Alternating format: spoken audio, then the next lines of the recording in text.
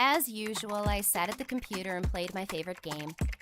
At times like this, nothing could distract me, not even the insistent knocking on the door. I was too focused on the game, and I couldn't get up or shout, "Come in!" It was a very important match. The door creaked open, and very timidly, my father looked into my room. I could only see his head with my peripheral vision. The match is in full swing, and I wasn't about to be distracted by anyone. "May I?" my father asked politely. I didn't answer. That meant no. But he somehow decided that silence was a sign of agreement. The room immediately felt crowded. "What do you do?" Dad asked. It was obvious. I sat at the computer and played. But I knew he wouldn't let up. I had to answer. "Dad, I have a very important match. Can you please not distract me?" I said it as tactfully and politely as I could, but to him, my answer was like a red rag to a bull. My father started his usual shuffle in the vein of, "You play too much. You don't go out at all." I didn't listen to him anymore. Then he pulled the plug out and the monitor screen went blank. "Hi, my name is Katie, and I really like online games, especially the ones that require overreaction. I'm the best at them, but my parents obviously don't share my interest." The moment my dad turned off the computer, I froze. I couldn't believe he did that. Yes, he and my mom were always mad that I stuck around a lot at, as they called it, thing, but that's not a reason to act like that. I slowly began to come to my senses and finally realized that I had lost a game, and so had my whole team. And these were important qualifying games. We had to win 2 out of the 3 games to make it to the tournament, and now the score was 1-1. I slowly turned to my dad and yelled, "Why did you pull the cord out? I have an important game. Why are you ruining my life?" Dad remained calm as if nothing much had happened. "Don't take it out on me. You know very well that we forbid you to play after 6, but there is a tournament at that time." Father shrugged his shoulders. "It doesn't matter. A deal is a deal." "It's not a deal. You forced me, threatened me, and blackmailed me." "No, I didn't. It's time to do your homework, so calm down and get your books." I sighed heavily, like I was 3 hours away from death. "Don't play the victim. You're very lucky. Any other father would have thrown that thing out the window." I grabbed my briefcase and pulled out my biology textbook, opened it to a random page, and pretended to read it. "That's better," Dad said and left the room. I immediately slammed the book shut and leaned back in my chair with a pained look. "This can't go on," I said aloud and began to make my evil plans. Actually, this wasn't the first time my parents had stonewalled me. It just wasn't as brazen as before. And during the tournament, they kept saying it over and over like a mantra. "Katie, you can't play this much. These are the best years of your life, and all you do is sit in front of a computer." Or, "Katie, why don't you go outside or get a boyfriend? Do something outside your room." I obediently nodded and kept playing. Once, I did what my parents told me to do. I was in 7th grade. I walked up to Rebecca, the most popular girl in class, and asked, "Hey, Becca, do you want to play a computer game after school?" Instead of answering, "Great, that would be fun," the silly girl laughed at the top of her lungs like I'd said something stupid. And everyone standing around started laughing too. That's when I knew I'd done something wrong, and I ran away. I made no more attempts to socialize. Everything changed a year ago when Patrick came to our class. I took an instant liking to Patrick. He was also a fan of online games, comic books, movies about huge mutated insects. To sum it up, all the cool stuff I was excited about. We became friends right away. In spite of Rebecca and the nasty things she'd said about me, "I think I heard she has lice. And she doesn't shower either. Oh, that's awful." But Patrick didn't care what anyone said, so we'd go home together after school and talk about game news. Patrick was cool.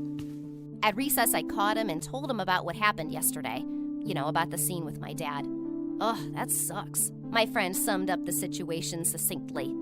"Sucks," I repeated, agreeing with him. "So what are you gonna do?" I creased a little and asked, "Look, can I still hang out at your place?" "Okay, I don't mind. My dad isn't interested in what's going on at home. He's always busy at work." So after school, I started spending all my free time at Patrick's. My team made it to the finals after all, so we had a lot of intense games ahead of us.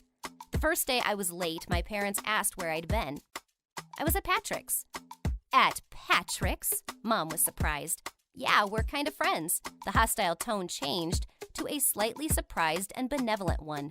It bought me some time. My parents' faces read, "Finally, our daughter is acting like a normal girl." I didn't like that, but what could I do?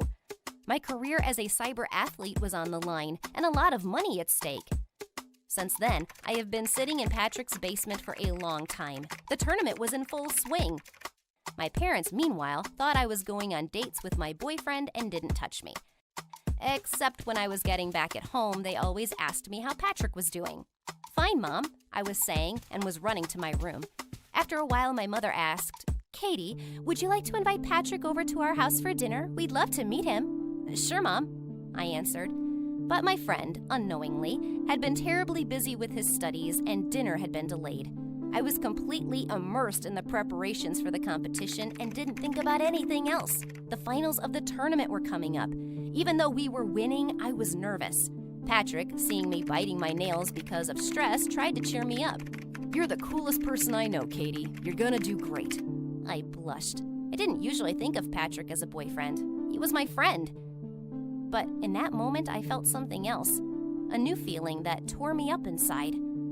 The finals were in a different city, so I had to get there on time to be back home by the evening. Patrick said he would go with me. When we arrived, we were amazed by how many people were in the stands. "It's like a soccer game," Patrick said. My knees were shaking. I finally got to see my teammates. We'd only met online before. They were just as nervous as I was. It made me feel even better. And you know what? We finally won! I couldn't be happier. They gave us a real trophy and the $1 million prize money. It was an unimaginable amount of money for me. Patrick hugged me and said, "I told you, you're the coolest." I blushed again and realized I was beginning to fall in love with Patrick. It was a new feeling for me. I got rich, but my parents didn't know anything about it. I didn't want to tell them. As usual, they'd start to talk down to me and tell me I was back to my old ways. I tried to live my life as if nothing had happened. Going to school, seeing Patrick.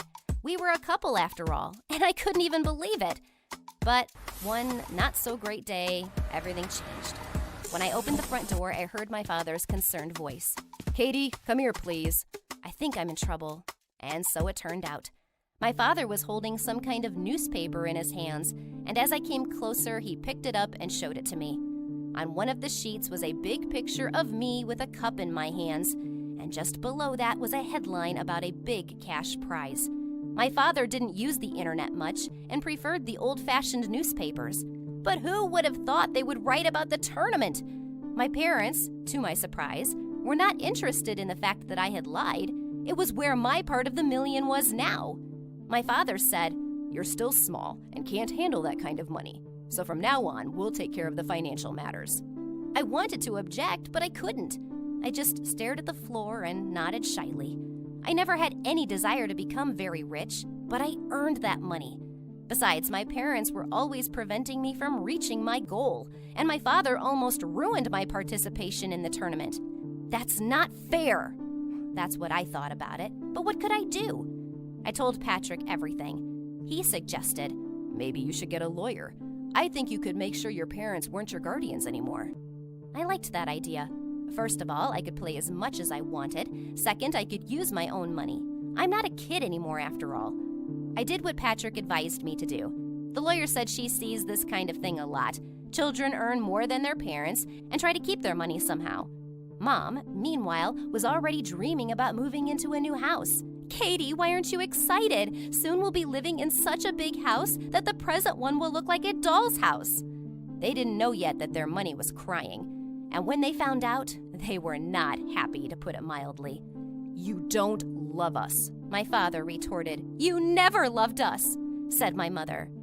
They were at it again. "It's not that," I said. "It's just that I'm going to manage my own money from now on." My parents hated me. They walked with such downcast faces, like I'd taken all their joy away, like some evil Grinch. But I wasn't greedy. I just wanted to be in charge of my life, even though I wasn't 18 yet. My relationship with Patrick was amazing. He was supporting me as he always was. With the money I won, I bought myself a new computer. And that was it. I didn't even know what else I needed. I wasn't interested in anything but games. Why would I need so much money? Yes, the trial made me independent, but I didn't care much for growing up. All I wanted to do was play as much as my body required, especially since cyber sports, just like regular sports, require constant training. My parents still looked unhappy, but at least they started talking to me. I decided to give them a gift that surprised and moved them at the same time. I bought us a new house, a big one with a jacuzzi and a little greenhouse. Mom's dream. My parents were thrilled. I, too, was thrilled. Now I had a huge game room, which could only be entered by thumbprint. So I was free to play there and hang out with Patrick without worrying that my dad might break inside again and ruin everything. What would you do if your parents tried to take away money which you earned yourself? Write your answers in the comments, like the video, and share it with your friends.